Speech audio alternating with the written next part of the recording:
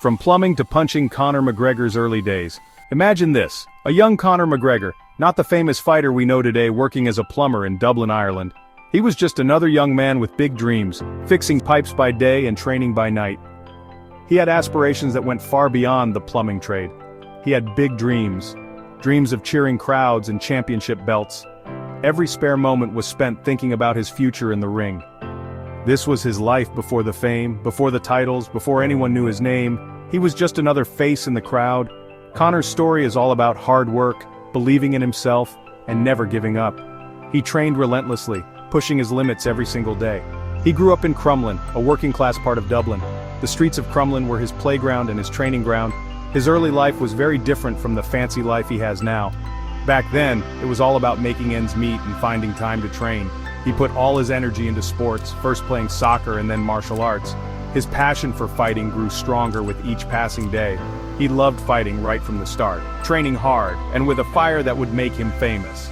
His dedication was unwavering. Back then, training in small dark gyms, he didn't know he was getting ready for a career that would change his sport forever. Those humble beginnings were the foundation of his success. Conor's story shows us what hard work and chasing your dreams can do. It's a testament to the power of perseverance. It's a real underdog story that people all over the world love. From the streets of Dublin to the global stage, Conor McGregor's journey is truly inspiring. The King is back. Conor's rise to fame and his unique fighting style. When Conor showed up in the UFC, everyone noticed. His fighting was different, and it was clear from the start that he was not just another fighter. He mixed powerful punches with surprising moves that no one expected. His style was a blend of precision and unpredictability. He even predicted when he would win, sometimes saying exactly which round. His confidence was unmatched. And he wasn't just talking. He backed up his words with action. He knocked out his opponents again and again, proving his predictions right. His left-hand punch became super famous. It was his signature move. Other fighters were confused by his unusual style. They couldn't predict his next move. He mixed karate, capoeira, and boxing, which made him really hard to figure out. His versatility was his strength. His fighting wasn't just good, it was exciting to watch. Fans loved his dynamic style. He brought new fans to the sport with his personality and showmanship. He was a true entertainer. "I'm not just here to be part of it," Conor said. His ambition was clear. "I'm here to take over." And he meant every word, and that's exactly what he did. He took over the sport. He quickly became the best in the featherweight division and got a chance to fight the champion, Jose Aldo. Everyone was excited. The anticipation was immense. It was the biggest fight ever. The world watched as Conor made history. A big change, important moments, and how Conor changed. Conor McGregor's journey is filled with pivotal moments that have defined his career and personal growth.